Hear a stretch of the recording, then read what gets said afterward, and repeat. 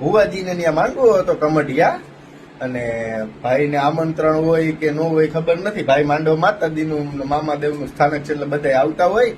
ભાઈ આવ્યા માંડવામાં જો એને ચાલુ માંડવા ઓલા રાવણ દેવે ગાયું ગેલ માતાનું ગીત, અને આને માતાજી આવી ગયા મારી જેમ.